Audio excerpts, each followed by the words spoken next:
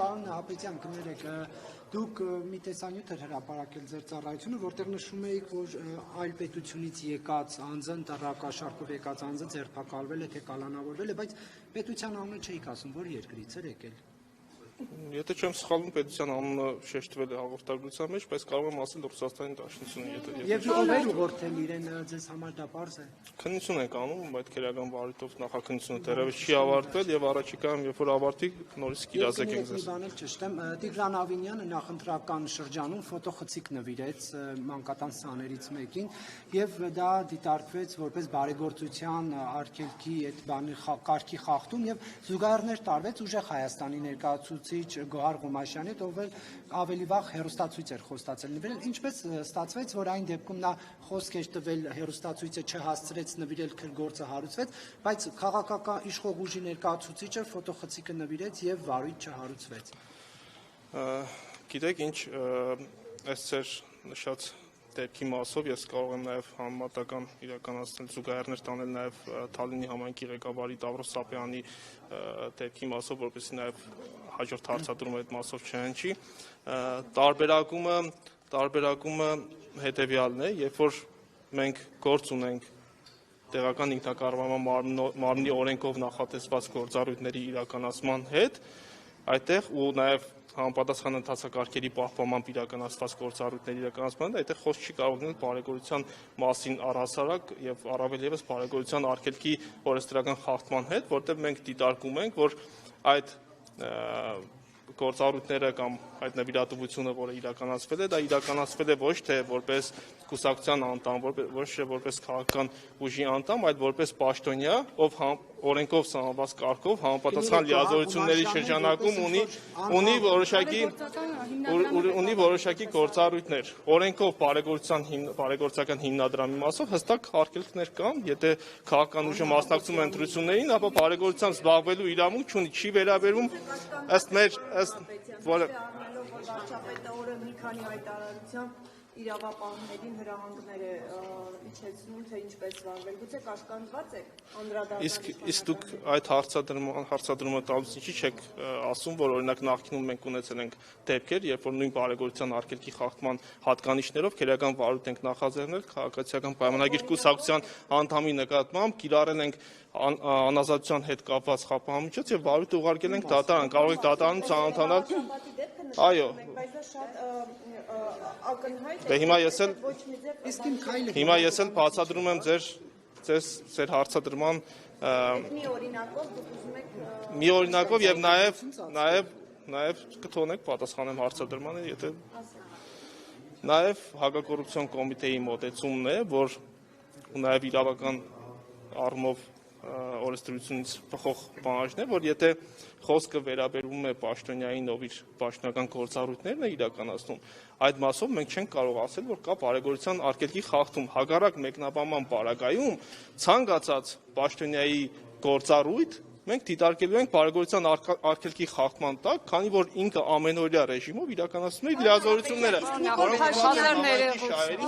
Փաշինյանի հայտարարությունները պարբերաբար իրավապահներին ուղղված։ Ինչպես եք վերաբերում այդ հայտարարություններին, դա առհասարակ չի կաշկանդում ձեզ աշխատել անկախ ազատ գործել։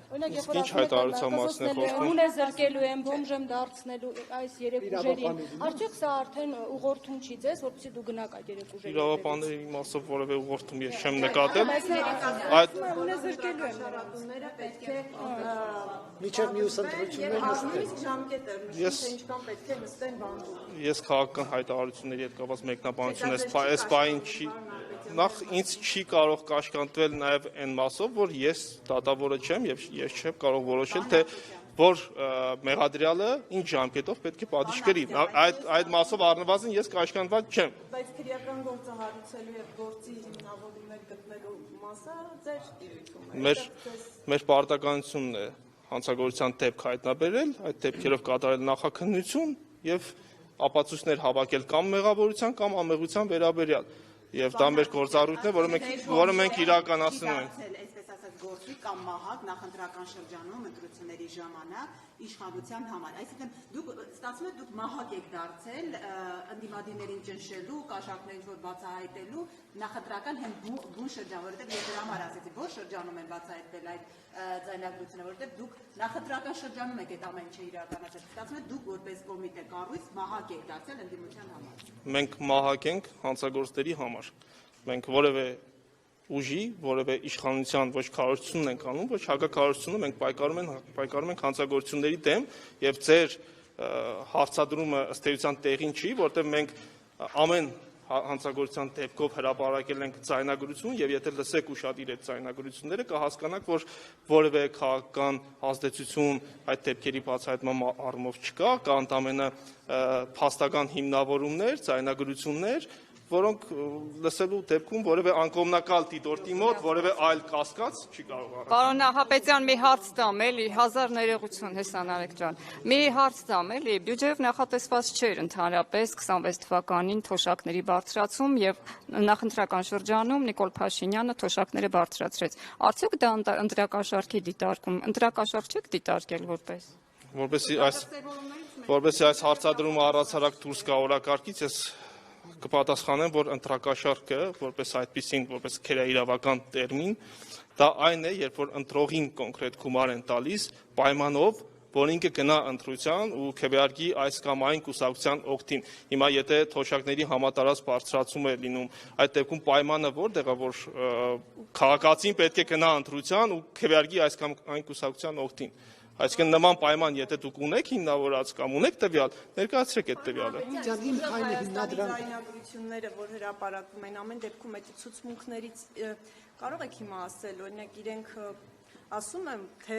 ամենաբարձր օղակը, որից այդ ընտրակաշառք բաժանելու process-ը կազմակերպվել է, ուր է միջև հասնում եւ այդ հրահանգները որտեղից են իջեցված եղել։ Օրինակ Սամվել Կարապետյանի, Նարեկ Կարապետյանի անունները հնչեցվել են որպես այդ ամբողջ process-ը համակարգողներ։ Այդ հարցին արդեն իսկ պատասխանեցի, մենք մեծ մասով քերական վարույթներով իրականացում ենք քննություն, շատ դեպքերում նաեւ հրապարակել ենք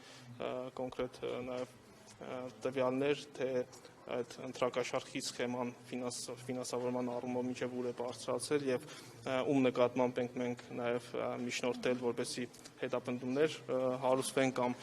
կենտրոնական ընտրական հանձնաժողով դիմեն մեր գործընկերները, որպեսզի անձեռնմխելիության հարց քննարկվի։ Դրանք պարբերաբար ամենօրյա ռեժիմով ոչ միայն ամենօրյա ռեժիմով դրանց մասին պարբերաբար հաղորդագրություններ եւ մամլո հրապարակումներ ըստ էության տրվում են։ Պարոն Նահապետյան, կներեք, ժոճան կռուգա ֆռում է իրեկիտ մեջ։ Ղազարյանն ասում է, եթե ընտրակաշառքի դեպք իրեն վերագրում եք, ասում են ամենը հավաքարարի խոսակցություն է մոնտաժված, ներկայացված։ Այսինքն ինչու օրինակ Ղազարյանի հետ կապված որևէ ձայնագրություն չկար, որ հավաքարար, ասում են ամենը շտաբի հավաքարարի խոսակցություն է հրապարակել հակապետության կողմից։ Իսկ ըստ էս քերական հետապնդման կամ ապացույցների համար պարտադիր է, որ այն անձի խոսակցությունները լինեն, ում նկատմամբ հետապնդումը հարուցվում է, բնականաբար ոչ, ու բազմաթիվ վարույթներ ունենք, երբ որ անձանց ենթադրյալ հանցագործությունը հիմնավորել ենք այլ ապացույցներով եւ ոչ թե տվյալ անձի ձայնագրությամբ կամ խոսակցությամբ։ Նույն իրավիճակը այստեղ ունենք ու մենք գտնելով, որ ունենք ապացույցների բավարար համակցություն, համապատասխան միջնորդությամբ դիմել ենք դատախազությանը, որպեսզի դատախազությունը իր հերթին դիմի կենտրոնական ընտրական հանձնաժողով եւ ես որքան տեղյակ եմ այդ դիմումը ներկայացվել է կենտրոնական ընտրական հանձնաժողովում։ Եվ Իմ քայլ հիմնադրամի հետ կապված ուսումնասիրություններն ինչ եղավ, վարույթ հարուցելու հիմքեր գտաք թե ոչ։ Ոչ, ուսումնասիրությունների արդյունքում քերական օրենքով նախատեսված որևէ հանցագործության հանցակազմի հատկանիշներ չեն հայտարարվել։ Որովհետև վարչապետի հետ էր փոխկապակցված դրա համար։ Դա հիմք է հանդիսացած այս համար։ Չեմ լսում դες։ Ասում եմ, որովհետև հիմքեր չգտաք, որովհետև վարչապետի ընտանիքի հետ էր փոխկապակցված։ Դա ձեր գնահատականն է, ես իրավական առումով ասում եմ, որ իրավական առումով հիմքեր չունենք, որպեսզի մենք որևէ դեպքի առումով նախաձեռնենք քերական վարույթ հայտնի դառնալուց հետո ամենից հասցած եւ վերջին հարցը խնդրում եմ, եթե ունեք չի ասոցացում Իմ քայլի հետ։ Դուք եք այդ կարծիքը կիսում։ Եթե անգամ ասոցացում է, ես եթե անգամ ասում եմ, եթե անգամ ասոցացում է, դա իրենից ենթադրում է վարչական իրավախախտումների վերաբերյալ օրենսգրքով նախատեսված զանցանք եւ չի գտնվում հակակոռուպցիոն կոմիտեի իրավասության իրավասության տիրույթում եւ բնականաբար այդ ասոցիացիան հանգամանքը հաշվի առնելով, եթե չեմ սխալվում, Իրազեկ քաղաքացիների միավորում հասարակական կազմակերպությունը դիմել է դատարան, այսինքն հակակոռուպցիոն կոմիտեի իրավասությանը վերաբերելի հարց այստեղ չունենք Իմ քայլի հիմնադրամի հետ կապված, որովհետեւ մեր քերական օրենսգիրքը հստակ տարանջատում է, թե որ սուբյեկտներին է վերաբերվում բարեգործության արգելքի խախտման հանցակազմի առկայությունը եւ հիմնադրամի այս քննարկող դեպքում Իմ քայլի հիմնադրամի մասով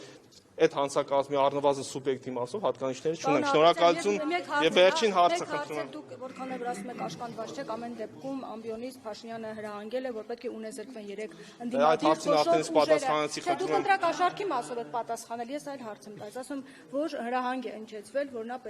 նրանք պետք է ունեզրկվեն, բոմբ դառնան եւ այլն նման ձևակերպումներ։ Մենք կարող ենք ենթադրել, որ առաջիկայում գործողություններ են սպասում։ Մենք կարող ենք ենթադրել, որ առաջիկայում մենք գործողություններ կիրականացնենք ընտրական բնույթի հանցագործություններով, կունենանք նոր բացահայտումներ առանց որևէ հրահանգի, զուտ իրավական պրոցեսներով եւ